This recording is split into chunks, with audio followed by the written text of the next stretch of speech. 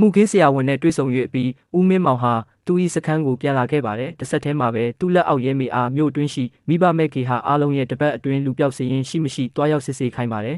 ။အဲ့ဒီနောက်မှာတော့သူ့ရဲ့အထက်လူကြီးကိုမိဘမဲ့ကေဟာအားလုံးကအမျိုးသမီးတွေရဲ့အချက်လက်ကိုစစ်ဆေးခွင့်ပေးရန်တောင်းဆိုလိုက်ပါတယ်။ဘာကြောင့်လဲဆိုတော့မှုခင်းဆရာဝန်ရဲ့ပြောကြားချက်အရထိုအမျိုးသမီး၃လောင်းကမွေးရပါမျက်မမြင်များဖြစ်ကြတာမလို့ပါနောက်ပြီးအလောင်းလာရောက်ထုတ်ယူတဲ့မိသားစုဝင်တွေလည်းမရှိတာကြောင့်လို့ဦးမင်းမောင်ကသူ့အထက်လူကြီးအားတင်ပြပါတယ်။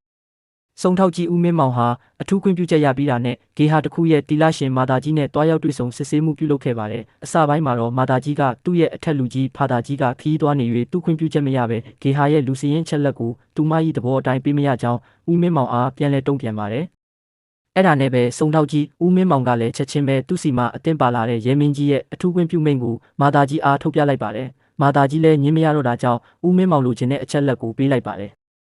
ဆက်လက်ပြီးဦးမင်းမောင်ကသူရရှိထားတဲ့အချက်လက်နဲ့အတူမိုက်ခရိုစီပုံတူကူနီးပညာဌာနကိုတွားရောက်ခဲ့ပါတယ်။ထိုဌာနမှာတာဝန်ရှိလူကြီးတယောက်မှကားမီလောင်မှုတွင်ရရှိခဲ့သောလက်ပွေရမှာလူ9ယောက်လက်ပွေရတွေ့ရှိခဲ့ရတယ်လို့စုံထောက်ကြီးအားတင်ပြပါတယ်။အမျိုးသမီးလက်ပွေရ3ခုရဲ့စိုက်ကားသမားလက်ပွေရ1ခုရဲ့ကျန်ရှိနေတဲ့လက်ပွေရကကားမောင်းလာတဲ့ကားသမားလက်ပွေရဖြစ်နိုင်ကြောင်းပြောပါတယ်။အဲ့ဒီနောက်မှာတော့စုံထောက်ကြီးတို့အဖွဲ့ဟာတမျိုးလုံးရှိကေဟာအားလုံးရဲ့အချက်လက်ကိုစတင်စစ်ဆေးကြပါတော့တယ်။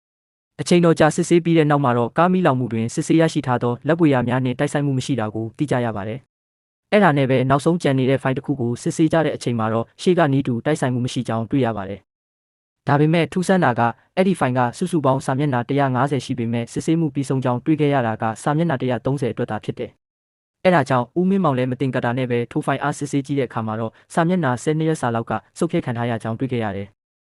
အဲ့ဒါနဲ့ပဲဘယ်ဂေဟာကဖိုင်လဲလို့ကြည့်လိုက်တော့စုံထောက်ကြီးတွားရောက်ယူခဲ့တဲ့ဂေဟာကဖိုင်ဖြစ်နေပါတယ်။စုံထောက်ကြီးတို့ကလည်းဘာမှစဉ်းစားစရာတောင်မလိုပဲမာတာကြီးလက်ချက်ဖြစ်တဲ့အတွက်ချက်ချင်းပင်မာတာကြီးတို့ဂေဟာတို့တွားရောက်ပြီးဖမ်းဆီးကြပါတယ်။ဂေဟာတို့ရောက်ပြီးမာတာကြီးအားတကားဖွင့်ပြီးထွက်လာရန်စောင့်ဆိုင်းနေတဲ့အချိန်မှာတော့ရုတ်တရက်ကြီးစုံထောက်ကြီးဦးမင်းမောင်တို့ကားပေါ်သို့လူတယောက်ကြားရောက်တည်ဆုံကြောင်းတွေ့လိုက်ရပါတော့တယ်။ထိုလူမှာမာတာကြီးဖြစ်နေကြောင်းထိတ်လန့်စွာတွေ့ရှိလိုက်ရပါတယ်